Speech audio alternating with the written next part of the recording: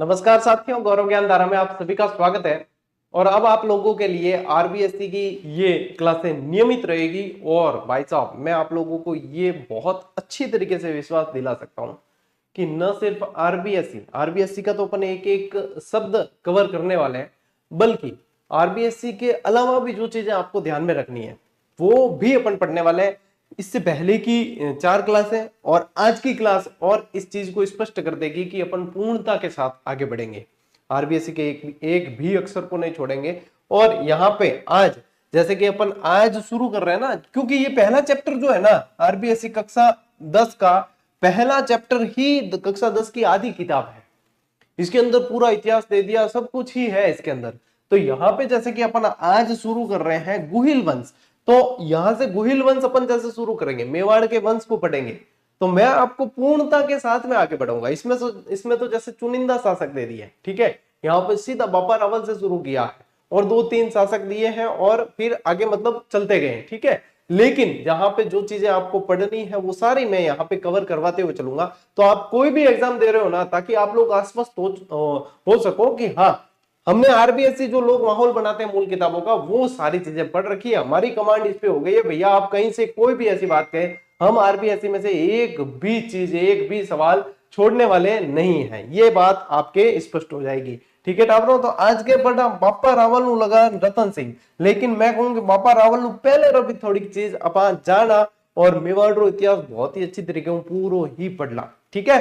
करें शुरुआत बढ़िया ध्यान से और ध्यान लगा के पढ़ना, सुनना और बाद में नोट्स बना लेना इसके, क्योंकि भाई साहब ये तो आप लोगों के बहुत काम की क्लासें हैं, ठीक है टाबरो। देखो अब देखो, सब पहले अब आप क्लास मत है। सबसे पहले अपने दिमाग में क्या आता है, जैसे ही गुहिल अपने दिमाग में आता है तो अपने दिमाग में क्या आता है, ये कहाँ का वंश है, ये मेवाड़ का वंश है, ठीक है। अब मेवाड़ के गुहिल, सिसोदिया, अब सिसोदिया बाद में बने हैं, पहले गुहिल नाम क्यों पड़ा, सिसोदिया क्यों पड़ा, मैं सारा ही कंसेप्ट आप लोगों के एक बार क्लियर कर देता हूं। सबसे पहले तो देखो कि ये मेवाड़ है, ये मेवाड़ नाम क्यों पड़ा। ये मेवाड़ जो है यहाँ पे इसके बहुत सारे नाम है। इसे पहले मेदपाट के नाम से जानते थे। क्या नाम से जानते थे? मेदपाट। इसे प्रागपाट भी कहा जाता था। क्या कहा जाता था? प्रागपाट। ये सीवी कीवी जनपद के अंदर आता था। किसके अंदर आता था? ये सीवी कीवी जनपद के अंदर आता था। सीवी कीवी जनपद के अंदर आता, जिसकी राजधानी क्या होती थी? राजधानी होती थी मध्यमिका। राजधानी का नाम क्या था? मध्यमिका। और इससे पहले वाले जो चैप्टर मैंने आरबीएससी के ही पढ़ाए हैं, उसमें मैंने आप लोगों को बताया था कि जब सिकंदर ने आक्रमण किया तो पंजाब और उसकी तरफ बसने वाली जो है मालव और मालव हो गए, योद्धे हो गए, सीवी कीवी, ये सारे जो है यहाँ पे आ गए थे उस समय और यहाँ पे आके बस गए थे। तब ये मेवाड़ वाला क्षेत्र जो है वो बस गया था, ठीक है। ये मेवाड़ वाला क्षेत्र तब बस गया था। अब देखो मेवाड़ के अंदर आप लोगों को ये पूछेंगे कि जैसे मेवाड़ के अंदर कौन सा वंश है? गुहिल वंश है। कौन सा वंश है? गुहिल वंश का शासन रहा है मेवाड़ के अंदर। इन्हें ध्यान रखना हिंदुआ सूरज के नाम से जानते थे। इन्हें क्या कहा जाता था? हिंदुआ सूरज कहा जाता था, ठीक है। हिंदुआ सूरज के नाम से जानते थे। साथ ही साथ में आपको ध्यान रखना है कि ये जो गुहिल वंश है, इनकी कुल देवी कौन थी? क्या ध्यान रखोगे? इनकी कुल देवी, जिन्हें बायण माता के नाम से जाना गया। क्या कहा गया? बायण माता के नाम से जाना गया, जो अपन कहते हैं आम बोलचाल की अपन भाषा में कहते हैं बाण माता जी। कहीं क्या? बाण माता जी। और क्या ध्यान रखेंगे अपन? कुल देवता। कुल देवता, तो कुल देवता इनके कौन है? एकलिंग जी। कौन है? एकलिंग जी। और एकलिंग जी को ही यहाँ का क्या माना जाता है? वास्तविक शासक माना जाता है। क्या कहते हैं? वास्तविक शासक कौन है? एकलिंग जी ही है। तो राजा कौन हुए?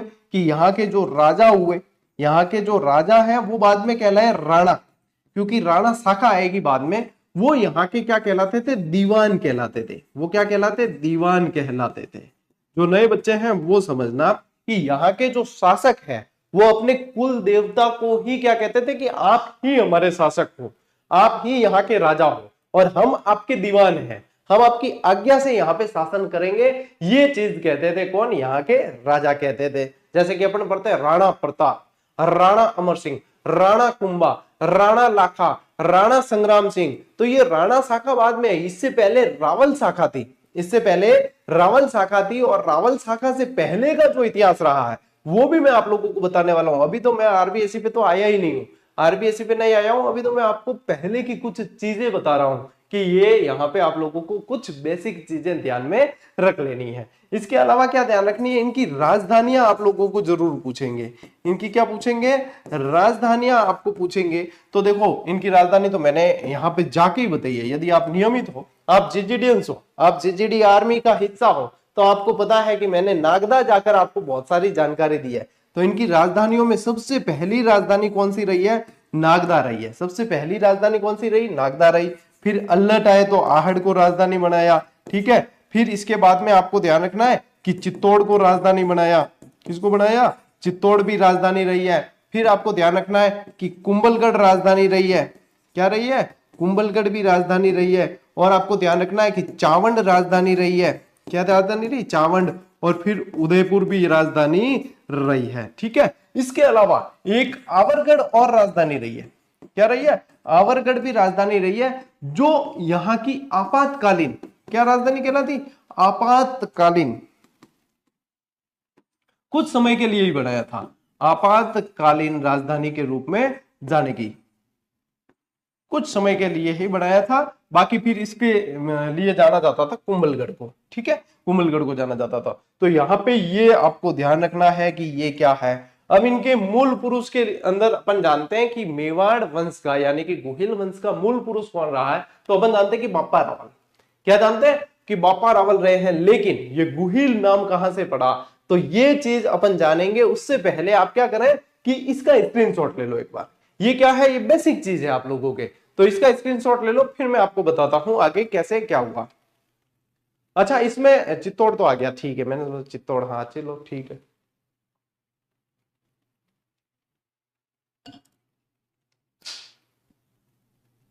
ठीक है, चलो अब देखो, अब यहां पे अपन बढ़ते हैं गुहिल वंश की तरफ पूरी तरीके से, कि ये गुहिल वंश आप लोगों को ध्यान रखना है कि कैसे अस्तित्व में आया। देखो टालो, यहां पे एक गांव था जिसका नाम था केहर। क्या नाम था, केहर। केहर गांव में एक ब्राह्मण रहते थे जिनका नाम था देवादित्य। क्या नाम था, देवादित्य ब्राह्मण यहां पे रहते थे, ठीक है। इन देवादित्य ब्राह्मण की एक पुत्री थी, देवादित्य ब्राह्मण की एक पुत्री थी जिसका नाम था सुभागा देवी। कई नाम हो, सुभागा देवी, ठीक है। अब सुभागा देवी का विवाह किया गया, लेकिन संजोग देखिए कि जिस दिन इनका विवाह हुआ उसी दिन ये विधवा हो गई। तो सुभागा देवी के अंदर क्या ध्यान रखोगे कि विवाह वाले दिन ही विधवा हो गई, विवाह वाले दिन। मैं शॉर्ट में यहां पे लिख रहा हूं आपको समझाने के हिसाब से, आप इसको डिटेल में लिख सकते हो यदि आप चाहो। बाकी ये किंवदंतियां हैं, कहानियां हैं, इससे पहले के बिल्कुल पुख्ता साक्ष्य नहीं मिले कि ये चीजें, लेकिन इतिहास में यही चीजें पढ़ते आ रहे हैं अपन, ठीक है। तो इनको ध्यान रखना है अपने को। अब विवाह वाले दिन क्या हो गई, ये विधवा हो गई, लेकिन ये सुभागा देवी के जो गुरु थे उन्होंने इनको एक बीज मंत्र दिया। गुरु ने क्या किया, बीज मंत्र दिया।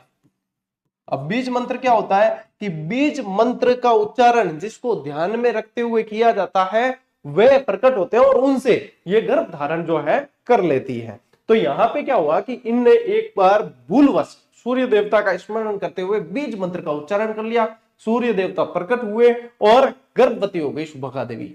अब गर्भवती हुई तो लोकलाज, भाई विधवा थी ये तो, और लोग कैसे समझेंगे कि भाई ये तो बीज मंत्र के कारण हुआ है। तो लोक लाज के कारण जो है इन्होंने क्या किया कि जो ये थे ना देवादित्य ब्राह्मण, इन्होंने क्या किया कि सुभागा देवी को कहां भेज दिया, वल्लभी नगर भेज दिया। कहां पे भेज दिया, वल्लभी नगर भेज दिया। सुभागा देवी को वल्लभी नगर भेज दिया, क्योंकि ये क्या है कि भाई ये देवादित्य जो थे इनको लोक लाज का डर था कि भाई पुत्री की भी बदनामी होगी और ये चीज है। तो इन्होंने क्या किया कि इनको भेज दिया लोक लाज के कारण वल्लभी नगर भेज दिया। अब यहाँ पे ये बीज मंत्र वाला आपको स्टोरी जो है वो ध्यान में रखनी है, बीज मंत्र वाली स्टोरी यहाँ पे आपको ध्यान में रखनी है, ठीक है। अब ये वल्लभी नगर जाती है तो वल्लभी नगर में इनके एक पुत्र जन्म लेता है, पुत्र का जन्म हुआ, ठीक है। अब पुत्र धीरे धीरे बड़ा हो रहा है, तो पुत्र क्या है कि बाहर जैसे खेलने जाता है सहपाठियों के साथ वगैरह, तो मैं छोरा क्या मजाक कर देता, मजाक में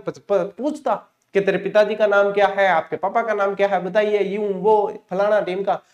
इनके पुत्र ने एक बार घर पे आके जिद ली, अपनी माँ को कहने लगे कि भाई मेरे पापा का नाम बताओ, ये वो। तो फिर जितने में जो है सूर्य भगवान प्रकट होते हैं और सूर्य भगवान जो है इन्हें पूरी बात बताते हैं। पूरी बात बताने के बाद में इनको एक शिला भेंट की जाती है। क्या करते हैं, इनको एक शिला भेंट की। शिला मतलब समझते हो, एक मतलब लादे टुकड़ो हम सको, यानी पत्थर का टुकड़ा। और कहा कि इस शिला को हाथ में रख के तो जिसके भी भाई हाथ देगा वो गिर जाएगा, वहीं गिर जाएगा, मतलब वो खत्म हो जाएगा, मर जाएगा। तो इस शिला के दम पर इन्होंने पूरे वल्लभी नगर के जो है राजपाट को हासिल कर लिया। वल्लभी नगर के ये बन गए राजा। और इनका नाम इसी कारण, इस शिला के भेंट के कारण इनका नाम क्या हो गया, शिलादित्य हो गया। ठीक है, देखो मैं पूरा एक तरीके से आप लोगों के लिए रूट मैप कैसे बनता है वैसे मैं बना रहा हूं, ताकि आप लोगों के लिए रिवीजन करना बहुत आसान हो जाए और बार बार आप रिवीजन कर पाओगे, तभी ये चीजें स्थायी होगी। ठीक है ना, एक तरीके से ये रोड मैप बन रहा है आप लोगों के लिए, इतिहास का रोड मैप तैयार किया जा रहा है। अब ये किस नाम से जाने गए, ये शिलादित्य के नाम से। और इन्होंने क्या किया, ये वल्लभी पर शासन किया। इन्होंने क्या किया, वल्लभी पर इन्होंने शासन किया, वल्लभी पर शासन किया। अब देखो वल्लभी पे एक समय क्या हुआ, वल्लभी पे एक समय हुआ विदेशी आक्रमण। एक समय विदेशी आक्रमण हुआ। समय कोई 524 ईस्वी के आसपास था, लेकिन समय का पुख्ता प्रमाण नहीं है, इसलिए आप समय नहीं भी लिखोगे तो चलेगा। अब वल्लभी पे जो विदेशी आक्रमण हुआ उसमें शिलादित्य मारे जाते हैं। यहाँ पे इसमें क्या होता है, शिलादित्य की मृत्यु होती है। विदेशी आक्रमण, और यहाँ पे आपको क्या ध्यान रखना है कि शिलादित्य की होती है मृत्यु, शिलादित्य की मृत्यु हो जाती है। इसी समय इनकी पत्नी, अब यहाँ पे मैं फिर देखो रूट मैप बना रहा हूं, तो यहाँ पे क्या ध्यान रखना है कि शिलादित्य की पत्नी, शिलादित्य की पत्नी जो थी उनका नाम था पुष्पावती। क्या नाम था, पुष्पावती। ये पुष्पावती जो है गर्भवती थी। ठीक है, ये गर्भवती थी। और ये पुष्पावती कहा गई हुई थी अपने परमार, ये परमारों की पुत्र थी, तो परमार पिता के पास, परमार पिता के पास गई हुई थी। और परमार पिता के पास में कहा गई हुई थी, चंद्रावती गई हुई थी। परमार पिता के पास कहां पे, चंद्रावती गई हुई थी ये। ठीक है, चंद्रावती कहां पड़ता है, आबू सिरोही के अंदर। चंद्रावती कहां पड़ता है, आबू सिरोही के अंदर। अब ये परमार पिता के पास में पुष्पावती कहां है, परमार पिता के पास में गई हुई थी, चंद्रावती गई हुई थी। जब जैसे ही इन्हें पता चलता है कि विदेशी आक्रमण हुआ है और शिलादित्य जो है इनकी मृत्यु हो गई है, तब ये क्या करती है, ये सती होने का प्रयास करती है, सती होने का प्रयास करती है। लेकिन लोगों द्वारा इन्हें रोक लिया जाता है, क्योंकि ये गर्भवती भी है और इन्हें कहा जाता है कि गर्भवती महिला जो है सती नहीं हो सकती, आप सती नहीं हो सकती। ऐसे समय में इनको जो है एक गुफा में शरण दिया जाता है। इनको कहां ले जाया जाता है, एक गुफा के अंदर शरण दिया जाता है, गुफा में शरण दिया जाता है। ये कुछ समय वहीं रहती है और वहीं पे जो है पुत्र को जन्म देती है। एक पुत्र का जन्म होता है। ठीक है, एक पुत्र का जन्म होता है। और चूंकि गुफा के अंदर पुत्र का जन्म होता है, इसलिए इस पुत्र का नाम क्या होता है, इस पुत्र का नाम होता है गोह। इस पुत्र का नाम गोह या फिर गुहे दत्त कहा जाता है। क्या कहते हैं, गुहे दत्त या गोह। अब ये गोह या गुहे दत्त नाम जो है वो कमलावती ने दिया था। ये नाम किसने दिया, ये कमलावती ने दिया। और कमलावती कौन है वो भी मैं आप लोगों को बताता हूं, लेकिन ये रूट में अब समझ आ रहा है कि किस तरीके से आगे बढ़ना है। ये ऐसे बढ़ना है आगे, देखो जिस जिस तरफ मैंने एरो किए हैं वो अब आपके दिमाग में स्टोरी पूरी घूमेगी, स्टोरी तो घूमेगी, लेकिन आपके पास में हिस्ट्री की क्लास का रोड मैप है, आपके पास हिस्ट्री की क्लास का रोड मैप है। ये सारी चीजें आरबीएससी 10वीं की किताब में नहीं दी हुई, लेकिन अब बताइए ये चीजें पढ़नी तो जरूरी है, ये चीजें पढ़नी तो जरूरी है, तभी तो अपना भैया बेस बनेगा ना ये चीज पढ़ने का। तो ए टावरों ए भी पढ़नी जरूरी है। अब इंगोत है, स्क्रीनशॉट लो एक बार, बढ़िया तरीके रोड मैप है, किन बताओ अभी तो भी लागे क्या, हाँ भी कटे पढ़ाई हुई है। ठीक है, तो लो रोड मैप।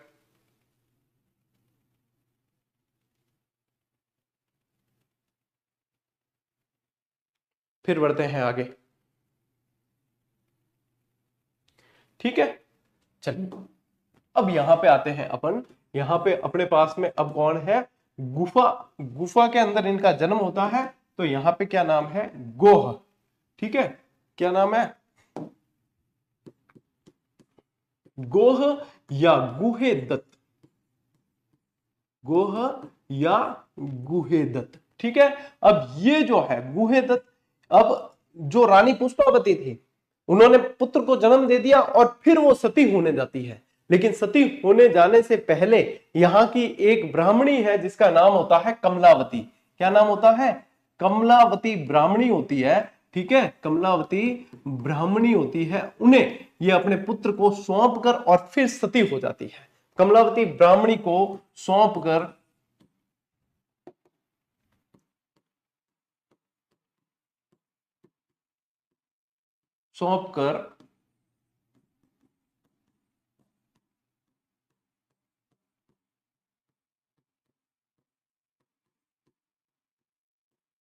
पुष्पावती सती हो जाती है। अब कमलावती के पास में ये गोह या गुहेदत्त जो नाम है वो पुत्र धीरे धीरे बड़ा होने लगता है।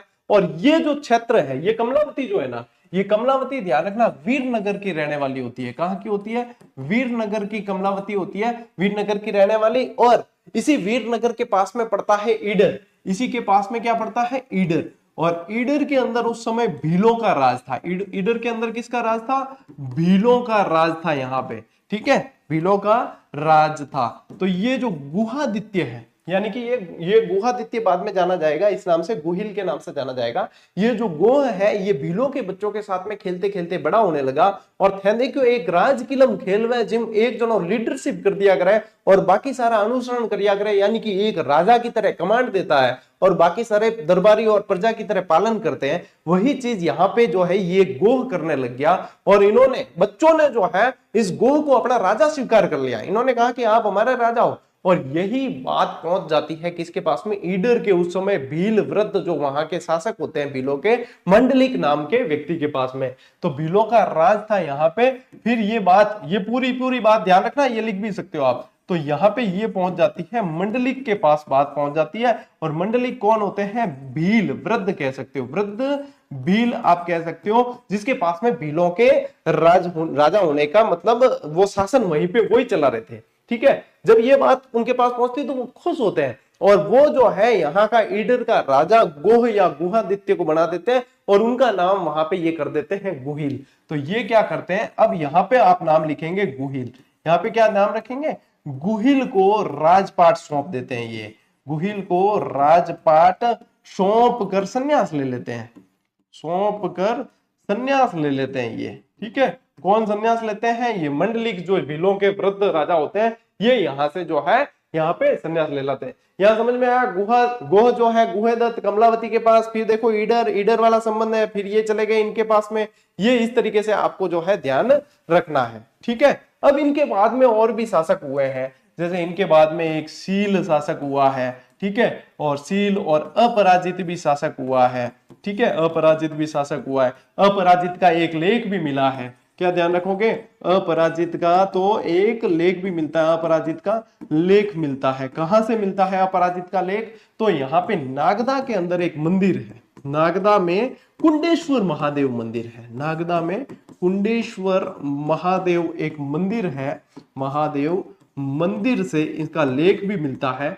ठीक है, मंदिर से प्राप्त। तो ये जो है प्रारंभिक शासक हुए हैं। ये मतलब इसके बाद में और भी शासक हुए हैं, जैसे इनके बाद में जो है 8वीं सदी के अंदर नागादित्य हो जाते हैं। 8वीं सदी में शासक बनते हैं नागादित्य। ठीक है, 8वीं सदी में नागादित्य शासक बनते हैं। मतलब देखो प्रारंभिक शासकों की बात हो रही है, अभी बापा रावल से मेन तो चीजें स्टार्ट होगी। ठीक है, लेकिन यहाँ पे आप लोगों को ये ध्यान रखना है, अब नागादित्य जो होते हैं ना, ये दुर्व्यवहार करते हैं लोगों के साथ। लोगों के साथ में दुर्व्यवहार करने के कारण जो है इनकी हत्या कर दी जाती है। इनकी क्या करते थे? नागादित्य की जो है हत्या कर दी जाती है। और हत्या कौन करते हैं? यहाँ के भील जो होते हैं वो इनकी हत्या कर देते हैं। और उसके बाद में क्या होता है कि यहाँ पे नागादित्य के पुत्र होते हैं, एक नागादित्य के 3 वर्षीय, यानी इनकी जब हत्या होती है तब इनके 3 वर्षीय पुत्र होते हैं और उन पुत्र का नाम होता है बापा रावल। बापा रावल। अब इनके जो शुभचिंतक होते हैं उन्हें बापा रावल की चिंता होने लगती है कि 3 वर्षीय बालक है बापा रावल, इनका क्या किया जाए। तो फिर इनको वापस याद आता है, कमलावती याद आती है। तो कमलावती के जो वंशज होते हैं नागर ब्राह्मण, उन्हें बापा रावल को सौंप दिया जाता है। तो इन्हें बापा रावल को किसे सौंप दिया जाता है? नागर ब्राह्मणों को। किसे सौंप देते हैं? नागर ब्राह्मणों को सौंप दिया जाता है। और यहां से फिर आप लोग पढ़ते हैं कि बापा रावल जो है ब्राह्मणों की गाय चराया करते थे। क्या करते थे? बापा रावल क्या करते थे? गाय चराते थे ब्राह्मणों की। ठीक है, गाय चराते थे। तो फिर स्टोरी शुरू होती है बापा रावल की। फिर स्टोरी शुरू होती है बापा रावल की। अब बापा रावल की स्टोरी में आप लोगों को बोल के सुनाता हूं। ठीक है, अब गाय चराते थे। यहां पे दो चीजें ध्यान रखनी है आप लोगों को। एक तो राष्ट्र सैनी माता, एक तो राष्ट्र सैनी माता ध्यान में रखनी है, और एक हरित ऋषि ध्यान में रखना। हरित ऋषि ध्यान में रखना है। देखो मैं आप लोगों को पूरी स्टोरी रोड मैप बनाकर यहां से घुमाते हुए यहां पे लेके आया हूं। ठीक है टाब्रो, और स्टोरी में बढ़िया याद है। ठीक है, आप बिल्कुल सही तरीको है। तो यहाँ पे हरित ऋषि और राष्ट्र सैनी माता यूं ध्यान में रखनी है कि बापा रावल क्या करता कि ब्राह्मणों की गाय चराने लेन जाता। अब गाय चराने जंगल में जा रहे हैं, कहीं जंगल में जा रहे हैं, तो उनमें से जो है कि एक गाय जो है वह एक जगह जाती थोड़ी सी गुफा के अंदर, और वहां से जो है जब वापस आती तो दूध पूरा खाली। तो कुछ दिन तो उन्होंने देखा कि हो सकता है ऐसे ही, लेकिन ये तो रोज का ही होने लग गया। तो फिर एक दिन बापा रावल ने पीछा किया कि एड़ो होशियार कौन है जो मैं गाय लेना हूं ने गुफा में बैठो बैठो दूध दूध ले पूरो पूरो, एड़ो कौन आई गो भाई। तो बापा रावल क्या है कि लारे लारे गया, और देखते हैं बापा रावल कि गाय एक जगह जाकर खड़ी हो जाती है, नीचे पूरी पत्तियां बिछी हुई है, और दूध की धार अपने आप वहां पे गिरने लगती है, और अपने आप गिर रही है, और दूध पूरा खाली हो जाता है थन में से, गाय वापस आ जाती है। बापा रावल को अचंभा हुआ कि कोई धोने वाला ही नहीं है, और फिर भी जो है ये दूध खुद खाली करके बापा रावल जाते हैं और वहां से पत्तियां हटाकर देखते हैं, तो वहां पे जो है एक शिवलिंग उन्हें मिलता है, एक शिवलिंग उन्हें नजर आता है, और पास में ही एक योगी तपस्या कर रहे होते हैं, और वो योगी होते हैं हरित ऋषि। वो योगी होते हैं हरित ऋषि। फिर बाद में धीरे धीरे ये जो है हरित ऋषि की सेवा करने लगे, हरित ऋषि की गायें चराने जाने लगे, इनकी बहुत अच्छे से इन्होंने सेवा की। बापा रावल ने तो हरित ऋषि इनसे बहुत ज्यादा प्रसन्न हुए। हरित ऋषि बहुत ज्यादा प्रसन्न हुए, और हरित ऋषि का ये कहते हैं कि हरित ऋषि के देवलोक जाने का एक बार समय हो गया था, और विमान, देवताओं का विमान उन्हें लेने आया। तब हरित ऋषि चाहते थे कि मैं बाबा रावल को अमर कर दूं। तो ऐसा बताते हैं इतिहासकार, किंवदंतियों के अंदर लिखा हुआ है, और इतिहास की कई सारी पुस्तकों के अंदर किंवदंतियों का जिक्र करते हुए ये चीज लिखी गई है, जो मैं बता रहा हूं ना बापा रावल के बारे में, वह चीज, और आप लोगों ने भी पढ़ी और सुनी होगी। और इनको क्या है कि अपन किंवदंतियों के रूप में ही माने। तो फिर वो देवलोक जाने के समय जैसे विमान में बैठते हैं, तो बापा रावल को बुलाते हैं, और अपने मुंह के अंदर पान का पीक होता है, वो बापा रावल को कहते हैं मुंह खोलने का कहते हैं, और वो उनके अंदर मुंह में पान का पीक थूकने की कोशिश करते हैं, लेकिन थोड़ी सी अवज्ञा वहां पे बापा रावल कर लेते हैं, घृणावश वो थोड़े से पीछे हट जाते हैं, और वो पान का पीक उनके पैरों पे गिरता है। तब हरित ऋषि कहते हैं कि ये यदि तुम्हारे मुंह में गिरता तो तुम अमर हो जाते, मैं तुम्हें अमर करना चाहता था, लेकिन ये तुम्हारे पैरों में गिरा है, तो जहां जहां तक तुम्हारे पैर जाएंगे वहां वहां तक तुम्हारी सत्ता रहेगी, तुम्हें कोई हरा नहीं पाएगा। और वो उन्हें एक मतलब धन का भी बताते हैं, जहां पे कुछ धन था तो उस धन को इकट्ठा करके राष्ट्र सैनी माता के आशीर्वाद से एक बड़े राज्य की स्थापना बापा रावल करते हैं। इतिहास में इन्हें काल भोज, माल भोज के नाम से भी जाना जाता है, और फ्रांसीसी सेनापति चार्ल्स मार्टन से इनकी तुलना की जाती है। ये बापा रावल के बारे में। बापा रावल से फिर जो है इन गुहिल वंश का मूल पुरुष जो कहा जाता है बापा रावल को कहते हैं, और यहीं से फिर जो है इतिहास पढ़ने में आता है। और आपके आरबीएससी राजस्थान अध्ययन की जो क्लास 10 की किताब है उसके अंदर ये ही बापा रावल से ही आपके इतिहास शुरू किया गया है। तो ले और स्क्रीनशॉट में पूरी थान रोड मैप और बेस बना दिया है। अब चला आपा आरबीएससी की किताब के अनुसार। अच्छा, इसके अलावा भी आरबीएससी की किताब के अंदर जो चीज दे रखी है उसके अलावा भी मैं साथ साथ में बताता रहूंगा। एक बार आप इसका स्क्रीनशॉट लो, फिर अपन चलते हैं आगे।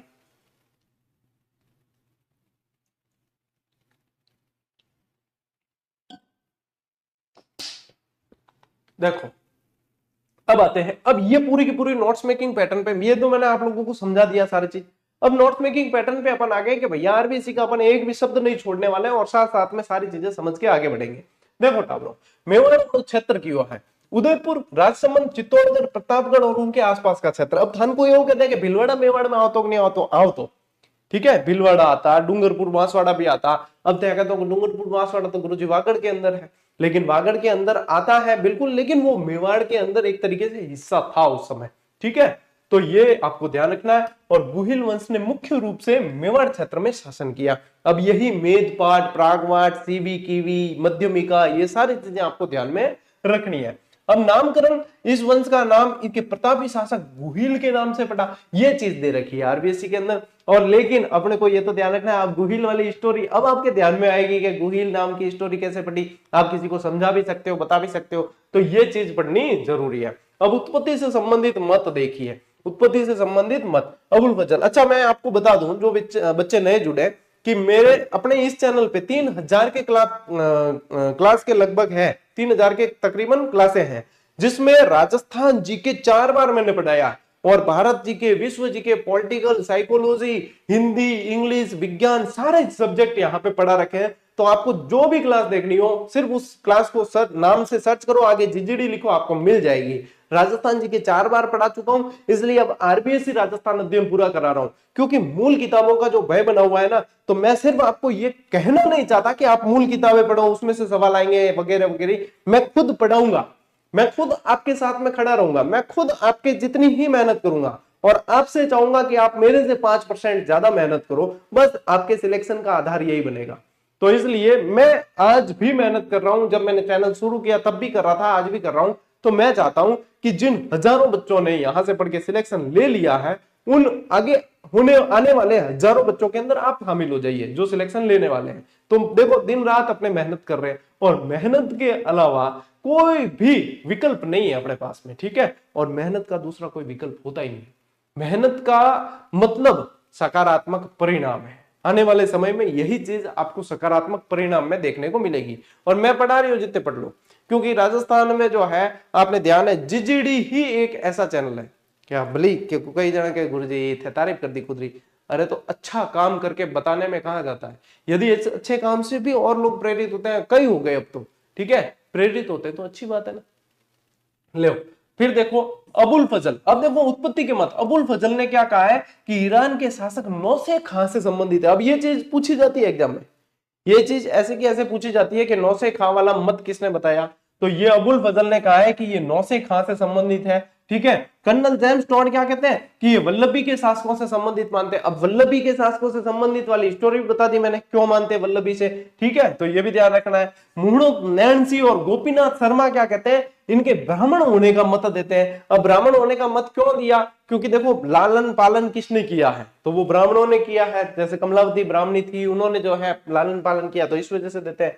अब स्थापना के बारे में डॉक्टर गौरीशंकर हीराचंद ओझा के अनुसार 566 ईस्वी के आसपास गुहिल ने अपना शासन स्थापित किया, ठीक है, गुहिल ने अपना शासन स्थापित किया। और प्रमुख शासक कौन कौन हुए, गुहिल के बाद मेवाड़ के अगले प्रतापी शासक कौन बने, बप्पा रावल। सीधा देखा इसके अंदर बप्पा रावल, लेकिन बप्पा रावल और गुहिल के बीच में अपने शासक हुए और भी, जैसे मैंने आपको बताया नागादित्य शासक हुए हैं, ठीक है, तो ये ध्यान रखेंगे। अभी देखो बप्पा रावल पढ़ते हैं, उसके बाद में भी मैं आपको 2-3 शासक बताऊंगा, वो भी ध्यान रखना है आपको, ठीक है। ले स्क्रीनशॉट ले लिया। अब बप्पा रावल पे आते हैं अपन। इनका टाइम पीरियड बताया जाता है 734 से 753 ईस्वी के मध्य, इनका समय बताते हैं टाइम पीरियड। अब देखो चित्तौड़ विजय राज प्रशस्ति के अनुसार, किसके अनुसार, राज प्रशस्ति के अनुसार। अब राज प्रशस्ति लिखी किसने थी, तो रणछोड़ भट्ट ने लिखी थी। किसने लिखी थी, रणछोड़ भट्ट तेलंग, तो रणछोड़ भट्ट ने लिखी थी। और बप्पा ने 734 ईस्वी में चित्तौड़ के शासक मान मोरी को हराकर चित्तौड़ पर अधिकार किया। अब मान मोरी कौन थे, मान मोरी थे मौर्य शासक थे। कौन थे, मौर्य शासक, यानी कि ये चित्तौड़गढ़ का जो किला है ये मौर्य शासक ने बनाया था। ध्यान रखना, मौर्य शासक द्वारा बनाया गया है, जिसमें मान मोरी का अधिकार था। बाद में जो है बप्पा रावल ने अधिकार कर लिया था। फिर राजधानी किसे बनाते हैं, बप्पा रावल की राजधानी नागदा रही थी। मोस्ट इंपोर्टेंट, यह भी पूछा जाता है नागदा को सबसे पहले राजधानी किसने बनाया, या बप्पा रावल ने सबसे पहले राजधानी किसको बनाया, तो नागदा को बनाया।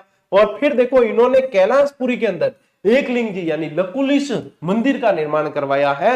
ये ध्यान रखना, एकलिंग जी का मंदिर जो है वो शैव संप्रदाय से जुड़ा हुआ है। किससे जुड़ा हुआ है, शैव संप्रदाय से जुड़ा हुआ है। ये लकुलिश उन्हीं की एक शाखा है, ये ध्यान रखना है। और एकलिंग जी गुहिल वंश के कुल देवता के रूप में जाने जाते हैं। एकलिंग जी गुहिल वंश के कुल देवता के रूप में जाने जाते हैं। अब वास्तविक नाम और उपाधियां देखते हैं। डॉक्टर गौरीशंकर हीराचंद ओझा के अनुसार इनका वास्तविक नाम कालभोज है। ये ऐसे का ऐसे पूछा जाता है, इसको मोस्ट इंपोर्टेंट करना कि जीएच ओझा के अनुसार गौरीशंकर हीराचंद ओझा के अनुसार क्या है, तो ओझा के अनुसार इनका मूल नाम कालभोज है और इस कालभोज को कई जगह मालभोज भी लिखा गया है। क्या लिखा गया है? मालभोज भी लिखा गया है। और बप्पा इनकी उपाधि थी। ये कौन कहते थे? गौरीशंकर हीराचंद ओझा कहते हैं कि बप्पा इनकी उपाधि थी।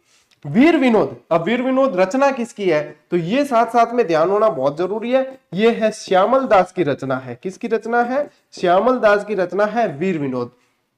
इसके रचयिता जो है कवि राजा श्यामल दास के अनुसार बप्पा किसी राजा का नाम नहीं बल्कि एक खिताब या उपाधि था। तो ये वीर विनोद में भी लिखा गया है और गौरीशंकर हीराचंद ओझा भी कहते हैं इस चीज को कि बप्पा किसी का नाम नहीं था बल्कि बप्पा किसी की उपाधि होती है।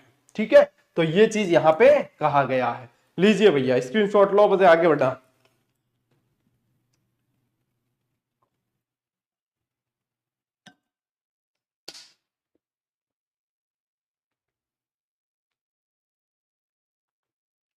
अब देखो बप्पा रावल की कुछ सैन्य उपलब्धियां देखते हैं। जैसे इनकी ऐसी मान्यता है कि शुरुआत में मानमोरी की सेवा की थी, बाद में मानमोरी को हराकर अधिकार कर लिया और जब चित्तौड़ पर विदेशी आक्रमण हुआ तो बप्पा ने उन्हें सिंध तक खदेड़ दिया था। इतनी इनके अंदर सामर्थ्य थी। अरे इनके बारे में तो बहुत सारी चीजें कही भी जाती है कि एक झटके में जो है 3 बकरों को काट देते थे, इतना वो 37 की धोती पहनते वगैरह, बहुत सारी जो है अतिशयोक्ति में कही गई चीजें हैं। ऐतिहासिक तुलना यदि देखें तो इतिहासकार सीवी वैद्य ने, ये मोस्ट इंपोर्टेंट कर देना क्योंकि ये पूछेंगे कि बप्पा रावल की तुलना फ्रांसीसी सेनापति चार्ल्स मार्टल से किसने की है। ठीक है, मार्टल ने क्या किया था? यूरोप में सर्वप्रथम मुसलमानों को परास्त किया था, इसलिए इनकी तुलना किससे की है? चार्ल्स मार्टल से की है। जो की किसने है? ये सीवी वैद्य ने की है, इसलिए ये ध्यान रखना बहुत जरूरी है। ये पूछा जाएगा किसने की है, तो सीवी वैद्य ने की है।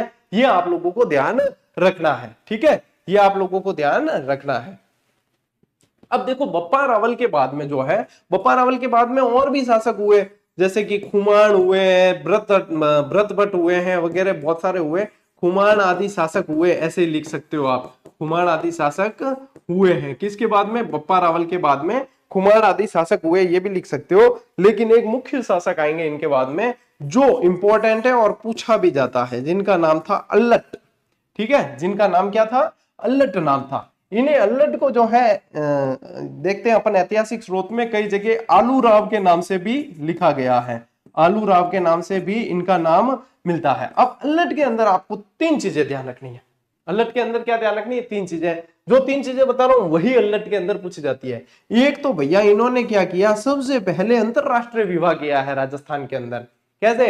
हुण विदेशी राजा हुए थे, तो हुण राजकुमारी हरिया देवी से इन्होंने विवाह किया। क्या किया इन्होंने? हुण राजकुमारी हरिया देवी से विवाह, हरिया देवी से विवाह किया इन्होंने। ठीक है, एक चीज तो ये ध्यान रखना। एक और क्या ध्यान रखोगे? इन्होंने नौकरशाही की शुरुआत की, नौकरशाही व्यवस्था की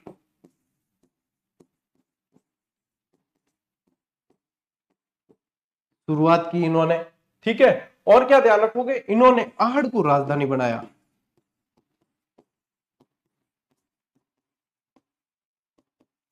आहड़ को राजधानी भी बनाया और आहड़ के अंदर वराह मंदिर भी बनवाया।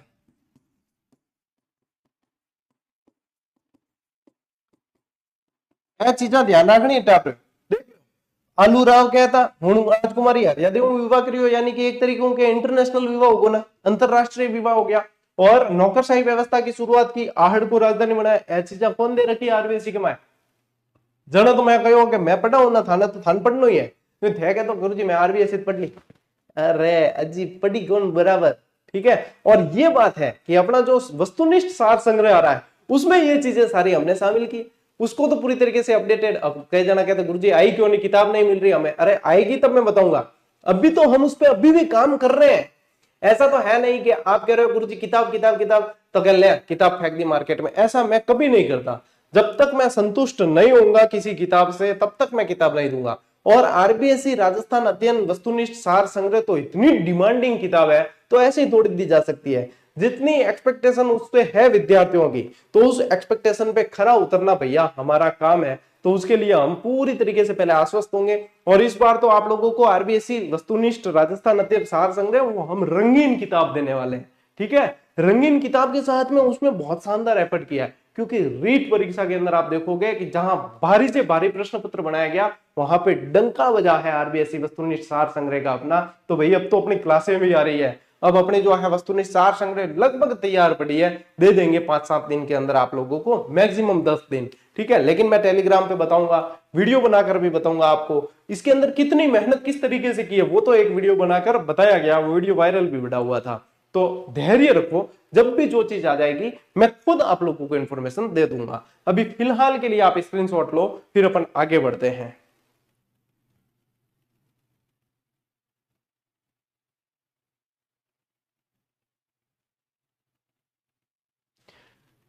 ठीक है, अब देखो जैत्र सिंह अगला शासक आरबीएससी के अंदर जैत्र सिंह दे रखा है, लेकिन जैत्र सिंह से पहले कुछ शासक और हुए हैं जिनमें आप लोगों को ध्यान रखना है कि जैत्र सिंह से पहले यदि अपन शासक की बात करें तो एक शासक हुए जिनका नाम था रण सिंह, जिनका नाम था रण सिंह। कई जगह इनका नाम कर्ण सिंह भी लिखा मिलता है, ठीक है। तो अपन को ऐसे ही लिखना रण सिंह या कर्ण सिंह, ये भी जो है एक शासक हुए। अब इनके जो है आप लोगों को ध्यान रखना, इनके दो पुत्र थे, इनके दो पुत्र थे।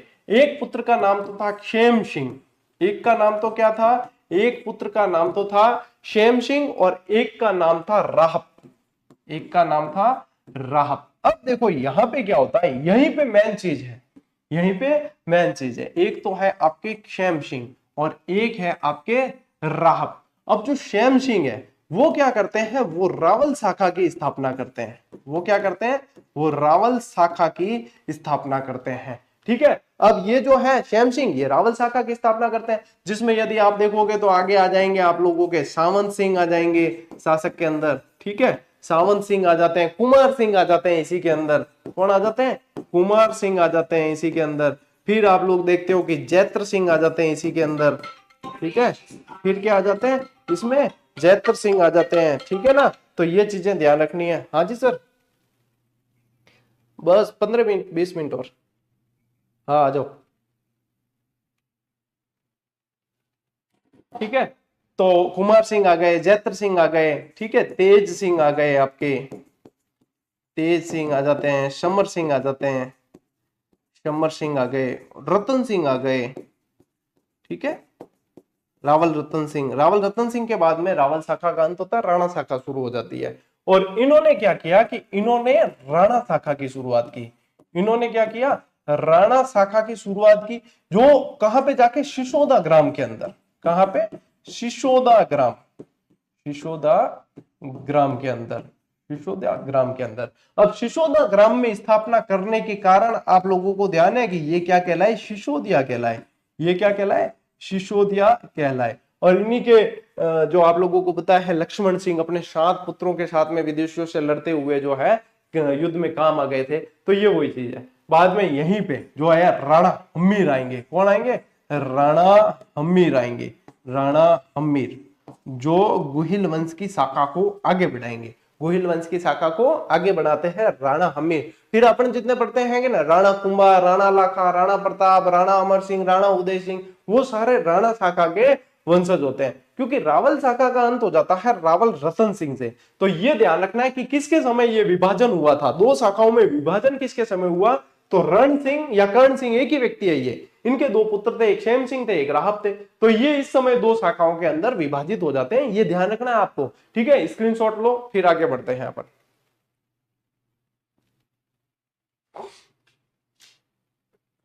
ले लियो क्या,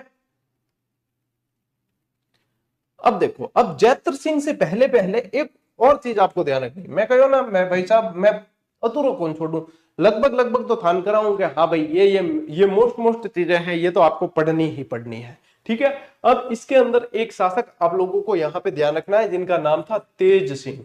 क्या ध्यान रखना है, अब क्योंकि तेज सिंह से सवाल पूछते हैं इसलिए मुझे तेज सिंह लिखवाना जरूरी भी है, क्योंकि तेज सिंह से सवाल पूछा जाता है। अब तेज सिंह ने बहुत सारी उपाधियां धारण की, जैसे महाराजाधिराज, महाराजाधिराज,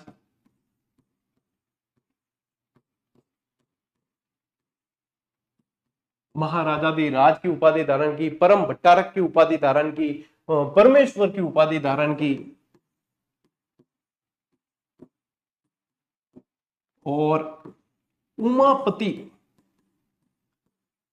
वरलब्ध प्रौढ़ की, उमापति वरलब्ध ये पूछी जाती है, वरलब्ध प्रौढ़ आदि उपाधियां धारण की।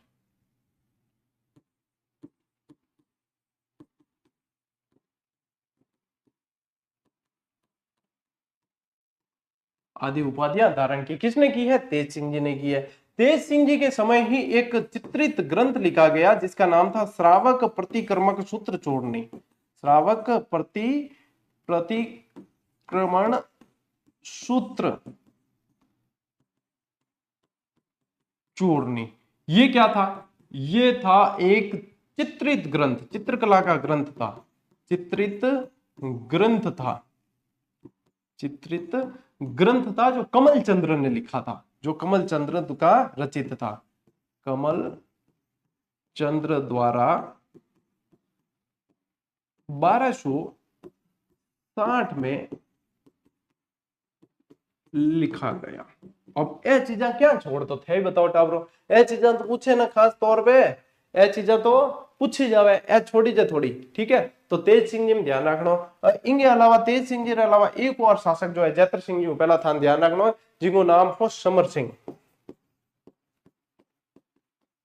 जिनको नाम हो समर सिंह, क्योंकि समर सिंह से भी आप लोगों को सवाल पूछते हैं, ठीक है। अब समर सिंह से क्या सवाल पूछते हैं? इनको कहा जाता है, अरे भाई रे, शत्रुओं की शक्ति का अपहर्ता, शत्रुओं की शक्ति का अपहर्ता, इन्हें कहा जाता है गुजरात का उद्धारक,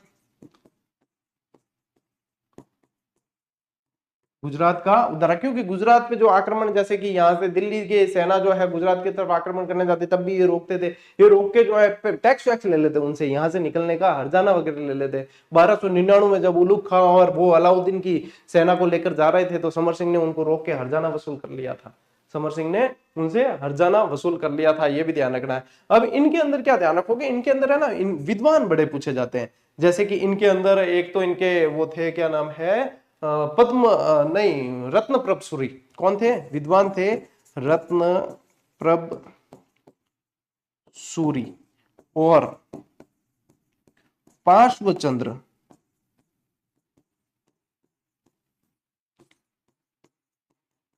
दरबारी विद्वान हुए, ये पूछा जाता है एक तो, ठीक है। और इसके अलावा आप लोगों को ध्यान रखना है कि इनके समय जो है कुछ शिल्पी भी पूछे जाते हैं, जिनमें पद्म सिंह और थे अपने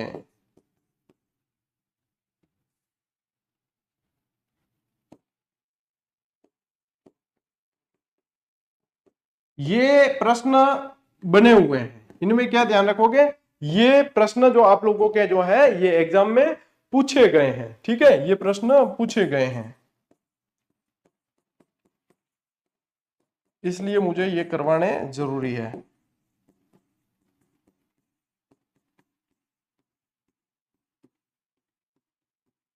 अब इनके जो है ना ये शिल्पी के नाम पूछे भी गए हैं कि ये किसके समय हुए, तो आपको ध्यान रखना है कि ये हुए हैं समर सिंह जी के समय।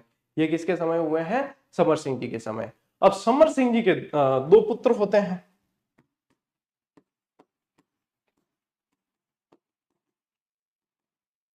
अब ये मतलब जैत्र सिंह के बाद है, लेकिन मैंने आप लोगों को बता दिया कि ये एक्स्ट्रा चीज ध्यान रखनी है, इससे पहले अपने को जैत्र सिंह पढ़ना है, ये जैत्र सिंह के बाद वाले मैंने कुछ बता दिया आप लोगों को, ठीक है। समर सिंह के बाद में दो पुत्र होते हैं, जिनमें से एक तो होते हैं रतन सिंह, एक तो होते हैं रतन सिंह और एक होते हैं कुंभकर्ण, कुंभकर्ण। अब ये रतन सिंह वही है रावल रतन सिंह, और कुंभकर्ण में ध्यान रखना है कि ये नेपाल में गुहिल वंश की शाखा रखते हैं, नेपाल में शाखा स्थापित करते हैं। अब ये जैत्र सिंह के बाद में ध्यान रखना, तेज सिंह और ये समर सिंह है ना, ये सब इनके बाद में है, और समर सिंह के बाद आपको ध्यान रखना है कि रतन सिंह और ये। अब मैं पढ़ाऊंगा आपको जैत्र सिंह और ये पढ़ाऊंगा वापस, ठीक है। ये तेज सिंह और समर सिंह लिखा है, ये उनके बाद है, ये ध्यान रखना।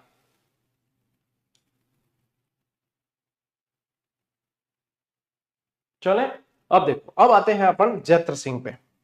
इससे पहले मैंने आप लोगों को तेज सिंह और समर सिंह की जानकारी इसलिए दी है, पहले इसलिए दी है क्योंकि आरबीसी की किताब में नहीं दे रखी, क्योंकि आरबीसी की किताब में नहीं दे रखी, इसलिए मैंने आप लोगों को ये पहले ही जानकारी दे दी कि ये एक्स्ट्रा जानकारी पहले ही आप लिख लो। अब अपन पढ़ते हैं जो आरबीएससी के अंदर एग्जैक्ट दे रखा है। जैत्र सिंह के बारे में दिया है कि 1213 से 1253 के बीच में इनका शासन रहा है और चित्तौड़ पर इन्होंने विजय की। इन्होंने क्या किया कि परमारों से चित्तौड़ को छीनकर अपनी राजधानी बनाया है, ठीक है। परमारों से चित्तौड़ को छीनकर इन्होंने अपनी राजधानी बनाया। ये प्रश्न पूछते हैं कि चित्तौड़ को राजधानी किसने बनाया, तो चित्तौड़ को राजधानी किसने बनाया है, जैत्र सिंह ने बनाया है। फिर यहां से ये पूछेंगे भूताला का युद्ध, बहुत मोस्ट इंपॉर्टेंट है। भूताला के युद्ध का एक्चुअल टाइम है 1222 से 1227 माना जाता है, 1222 से 1227 ईस्वी तक माना जाता है। इस युद्ध में जैत्र सिंह ने दिल्ली के गुलाम वंश के सुल्तान इल्तुतमिश की सेना को पराजित किया था। ये इल्तुतमिश की सेना के साथ में होता है और इल्तुतमिश की सेना को इन्होंने पराजित किया था, ध्यान रखना। अब इसका वर्णन जो मिलता है वो जय सिंह सूरी के ग्रंथ हम्मीर मदमर्दन में मिलता है ना। लेकिन ये राणा हम्मीर का जिक्र नहीं है, ये राणा हम्मीर का जिक्र नहीं है। ये हम्मीर कौन है, ये इल्तुतमिश के लिए ही प्रयोग किया गया है। ये क्या ध्यान रखना है कि इस ग्रंथ में सुल्तान इल्तुतमिश को हम्मीर कहा गया है, ये मोस्ट इंपॉर्टेंट फैक्ट है, ठीक है। इसमें इसको ही हम्मीर कहा गया है, ये ध्यान रखना है। फिर देखो गौरी संगत हीराचंद ओझा के अनुसार क्या है कि दिल्ली के गुलाम वंश के सुल्तानों के समय मेवाड़ के राजाओं में सबसे प्रतापी और बलवान राजा कौन हुए, जैत्र सिंह हुए। और जैत्र सिंह में आपको भूताला का युद्ध पूछते ही पूछते हैं कि भाई इनके समय, दिल्ली के सुल्तानों के समय सबसे शक्तिशाली मेवाड़ के शासक कौन थे, जैत्र सिंह थे। और भूताला के युद्ध में इन्होंने इल्तुतमिश को पराजित किया है। और ओझा जी ने यह भी उल्लेख किया है कि उनकी वीरता की प्रशंसा उनके विरोधियों ने भी की है, कि इनके विरोधी जो थे, दुश्मन जो थे, उन्होंने भी इनकी वीरता की प्रशंसा की है। इतने ये शक्तिशाली शासक हुए हैं। लो स्क्रीनशॉट देखो। इनके बाद में मैंने इसीलिए वो पहले कराया कि इनके बाद में सीधा ही आरबीएससी की किताब में आपके दिया है रतन सिंह। लेकिन रतन सिंह से पहले फिर क्या ध्यान रखना है, रतन सिंह से पहले आपको तेज सिंह, समर सिंह और फिर ये पहला ध्यान रखना है कि समर सिंह के पुत्र कौन हुए, रतन सिंह और कुंभकर्ण हुए, जिसमें से ये चले जाते हैं नेपाल और यहाँ पे आप पढ़ते हैं अपन रतन सिंह। अब देखो रतन सिंह के अंदर क्या होता है कि रतन सिंह के अंदर अपन रानी पद्मिनी वाली कहानी जो वो पढ़ते हैं, ठीक है। अब देखो इनके बीच में यानी दिल्ली का सुल्तान उस समय इल्तुतमिश बन गया था। हाँ इल्तुतमिश कह रहे वो अलाउद्दीन खिलजी, ठीक है। अलाउद्दीन खिलजी दिल्ली का सुल्तान बन गया, इधर रतन सिंह जो है शासक बन जाते हैं। अब इनके बीच में वैमनस्य के कारण क्या क्या है, एक तो कोई भी राजा होता है तो वो अपने साम्राज्य की रक्षा करना चाहता है और खुद का साम्राज्य बढ़ाना चाहता है। रतन सिंह भी यही चाहते थे, अलाउद्दीन खिलजी भी यही चाहता था। तो सबसे पहला और अहम कारण यही होता है कि साम्राज्यवादी नीति, ठीक है, कि अपने साम्राज्य का विस्तार करना, दूसरे के अधिग्रहण करना। तो ये है। दूसरी चीज की समर सिंह जी ने क्या किया, जो इनके पिताजी थे समर सिंह जी, उन्होंने क्या किया कि 1299 में जब यहां से गुजरात आक्रमण के लिए उलुग खां के नेतृत्व में अलाउद्दीन खिलजी की सेना जा रही थी तो उन्हें वहां पे रोका गया। उन्हें कहा कि भाई साहब टैक्स भरो, पैसे दो, तब हम जाने देंगे। तो ये वाली बात भी जो है अलाउद्दीन खिलजी को अखर गई कि एक बार तो थे गुजरात में थे हमलो कर रहा हूं, पाछा आए देखा के आने के करनो है। तो ये वाली बात भी अखर गई, ये चीज है, ठीक है। मेन चीजें तो यही है, ठीक। और ये था कि गुजरात वाले रास्ते पे इतना जबरदस्त शक्तिशाली शासक नहीं हो, ये अलाउद्दीन खिलजी चाहता था, या फिर वो उनके अधीन हो ये चाहता था। और अधीनता ये स्वीकार नहीं करते मेवाड़ी। तो यहाँ पे ये सारी चीजें खिल गई। अब क्या हुआ कि एक कहानी ये निकल के आई कि रानी पद्मिनी को जो है अलाउद्दीन खिलजी हासिल करना चाहता था और इसलिए जो है रावल रतन सिंह पे उन्होंने हमला किया, और ये चीज है। लेकिन ये चीज रानी पद्मिनी वाली कहानी का उल्लेख मिलता किसमें है, मलिक मोहम्मद जायसी की रचना पद्मावत के अंदर मिलता है, जो इस टाइम पीरियड से लगभग 200 साल बाद में लिखी गई, क्योंकि वो तो शेरशाह सूरी के समय लिखी गई थी, जो 1540 की बात है। कब की बात है, पद्मावत 1540। तो अब मान लो कि आज मैं कैसा पढ़ा रहा हूं, उसके बारे में 200 साल बाद में कोई लिखेगा कि गौरव सिंह गणराव तो भाई यहाँ हो गए, वो तो भाई पया ले तो पढ़ाने रो या यूं कोई भी ले कह ले तो भी जो मान ले लोग कि 200 साल पहला कोई एडो आदमी भी हुई। लेकिन वास्तविक स्थिति तो आज पढ़ने वाले ही बता सकते हैं, आज जिन्होंने देखा है वही बता सकते हैं। वही चीज है कि 200 साल बाद किसने देखा, तो 200 साल बाद कोई चीज लिखी गई है, उसका कोई ऐतिहासिक प्रमाण इतना मान नहीं सकते, तो इतिहासकार इस कहानी को नकारते हैं। अब ये जो नकारी गई है कहानी वो है क्या, तो सुनो टाबरों कि अलाउद्दीन खिलजी का आक्रमण जब 1303 में होता है उससे पहले की बात सुनो, कि इससे पहले जो है सिंहल द्वीप, यानी कि अपने सिंहल द्वीप किसको कहते हैं, श्रीलंका को, तो सिंहल द्वीप में एक राजा हुए थे गंधर्वसेन। उन गंधर्वसेन की एक बहुत सुंदर पुत्री थी जो जिसका नाम था पद्मिनी, ठीक है, पद्मावती कह दे, पद्मिनी कह दे। उनके पास में एक तोता था जिसका नाम था हीरामणि तोता, यानी कि गागरोनी तोते जो होते हैं ना, जो बोलते हैं पटर पटर बोले, वह हीरामणि तोतो वे, ठीक। तो पद्मिनी के बारे में ऐसा कहा जाता है कि पद्मिनी बहुत ज्यादा सुंदर थी, अति सुंदर, उसके जैसे कहते हैं कि सुंदर रानी उस समय राजकुमारी कोई भी नहीं हुई। यूं कहता कि बहुत गोरी, यूं नशे भी दिखती, यदि पानी भी पिए ना तो यूं नजर आता, मतलब बहुत सुंदरता बहुत ज्यादा बताई गई, ऐसी मतलब इसमें कहा गई, कहानी कही गई। तो ये तोता क्या है, हीरामणि एक बार यहां से उड़ जाता है और उड़ते उड़ते उसको एक शिकारी पकड़ लेता है और शिकारी एक ब्राह्मण को दे देता है और वो ब्राह्मण जो है रावल रतन सिंह जी को उसे बेच देते हैं। अब रतन सिंह जी को वो स्टोरी सुनाता है तोता के, भाई साहब वहां सिंहल देश में ऐसी राजकुमारी है, वो है, ये है। तो रतन सिंह के मन में इच्छा होती है कि भाई मैं भी देखूं कि कौन राजकुमारी है। तो ये कहते हैं कि एक जोगी का भेष बनाकर रतन सिंह जो है जाते हैं कहां, वहां श्रीलंका। अब देखो कि भगवान श्री राम को भी जाने के लिए राम सेतु बनाना पड़ा था, जो वो अमोघ अस्त्र धनुष पे चढ़ाया, तब भी वो जो है इतनी समस्याएं हुई थी, ये सब चीजें हैं। तो उस समय जो है ये जैसे 1303 की बात है, तो इस समय आप सोच के देखिए कि रतन सिंह जी कैसे पहुंचे होंगे समुद्र के पार। तो इसलिए इस कहानी को काल्पनिक बताते हैं, ठीक है। तो कहते हैं कि वो जोगी के भेष में वहां सिंहल द्वीप जाकर रहने लगे और सिंहल द्वीप के अंदर फिर उन्होंने जो है पद्मिनी से उनको प्रेम हो गया, उन्होंने देखा था और पद्मिनी को भी इनसे प्रेम हुआ। फिर बाद में जब गंधर्वसेन को ये चीज पता चली कि भाई ये तो जोगी के भेष में जो है ये मेवाड़ के राजा है, तो फिर उन्होंने पद्मिनी का विवाह उनके साथ में किया और उनको यहाँ पे भेज दिया। अब इतने में यहाँ पे जो है एक राघव चेतन नाम का एक तांत्रिक होता है जो अपने रावल रतन सिंह की सेना में होता है, और वो जो है चोरी चुप के रानी को देखा करता था, है ना। और इस चीज का पता जो है रावल रतन सिंह को चल गया और ये भी पता चला कि ये तांत्रिक है, ज्योतिष है, तो उनको उसको जो है उसको वहां से निकाल दिया गया, रावल रतन सिंह ने उसको निकाल दिया। अब वो अपनी इस मतलब अपमान का बदला लेने के लिए वो चला गया, भाई इन मतलब मैं कि नहीं मतलब यूं कोई कर दूं, मतलब घटना तो घट जाए, मेरे दुश्मन रे बाड़े जाए। तो राघव चेतन भी कहा गया रतन सिंह के दुश्मन के पास, यानी अलाउद्दीन खिलजी के पास में चला गया और वहां पे जाके उसने पद्मिनी की तारीफ की कि पद्मिनी ऐसी है, वो है, ये है। तो अलाउद्दीन खिलजी के मन में ये इच्छा उत्पन्न हो गई कि ये पद्मिनी को जो है मैं जीतूंगा हमला करके। और फिर बताते कि अलाउद्दीन खिलजी पद्मिनी को हासिल करने के लिए चित्तौड़ पर आक्रमण करते हैं और ये चीजें हैं। अब इसमें भी चलो इस स्टोरी को जब मैं बता ही रहा हूं, हालांकि ये काल्पनिक घटनाओं पर आधारित है, लेकिन जब मैं बता ही रहा हूं तो मैं बताता हूं। फिर अलाउद्दीन खिलजी जो है आक्रमण करता है और 8 माह तक घेरा डाल के रखता है।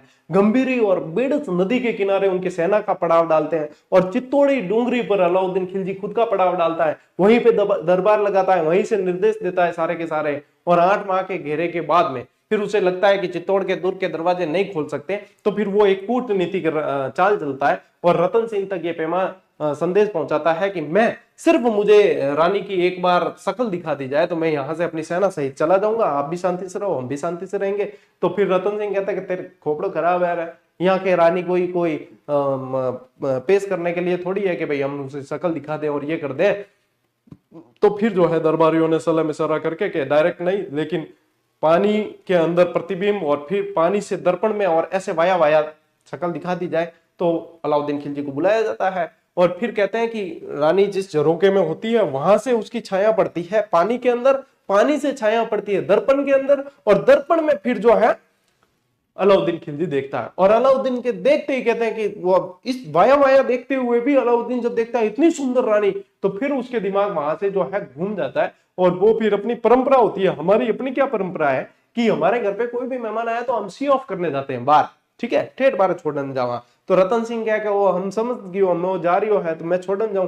तो जब वो छोड़ने बाहर जाते हैं तब वो रतन सिंह को धोखे से अपने साथ अपहरण करके ले जाता है और अपने खेमे में ले जाता है। फिर वहां से संदेश भेजता है कि यदि तुम रतन सिंह को चाहते हो तो फिर पद्मिनी को हमारे शाही हरम के अंदर भेज दो, मैं रतन सिंह को छोड़ दूंगा। यहाँ पे पीछे ये जब चीजें होती है तब रानी पद्मिनी जो है वो यहाँ पे योजना बनाती है और अपने साथ में अपने सिंहल द्वीप से ही उनके चाचा और भतीजा साथ में आते हैं, जो जिनका नाम होता है गोरा बादल, चाचा भतीजा होते हैं वो आपस में, तो ये साथ में आते हैं। उनके नेतृत्व के अंदर 1600 पालकियां तैयार की जाती है। रानी पद्मिनी ये संदेश पहुंचाती है जब मैं आ रही हूं तो मेरे साथ में 1600 रानियां और आएगी, है ना, तो हम सब जो है वहां पे आपके शाही हरम में आने को तैयार है। तो अलाउद्दीन तो खुश कि कौन, मैं तो खाली पद्मिनी की, हम 1600 रानियां 1600 आ रही है छतरानियां तो कोई दिक्कत नहीं है।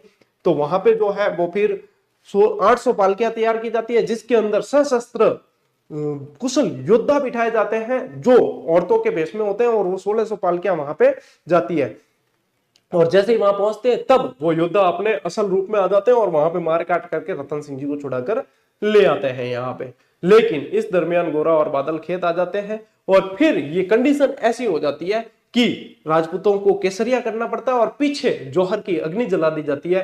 रतन सिंह भी जो है लड़ते लड़ते संघर्ष करते हुए वहां पे वीर गति को प्राप्त होते हैं और पीछे जौहर हो जाता है, ये चीज है। लेकिन ये पद्मावत के आधार पर लिखी हुई कहानी है पूरी की पूरी, ठीक है।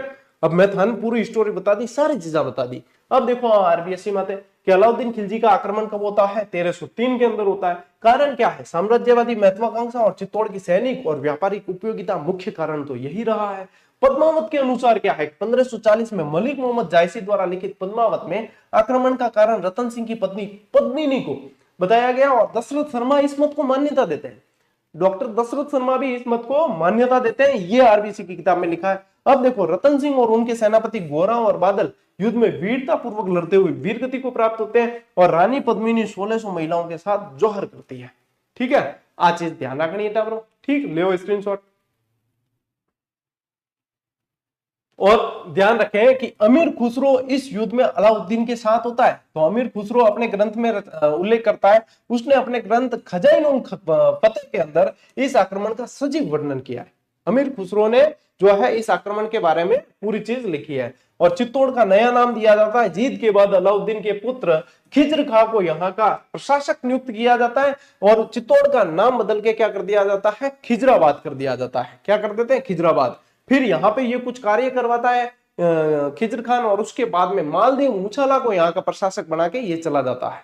ठीक है, ये ध्यान रखना, मालदेव मूछाला का नाम भी आएगा, मालदेव मूछाला।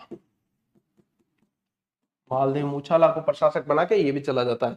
रतन सिंह मेवाड़ के गोहिल वंश की रावल शाखा के अंतिम शासक थे, ये ध्यान रखना है। अब देखो रावल शाखा यहाँ पे हो जाती है समाप्त रतन सिंह की मृत्यु के साथ।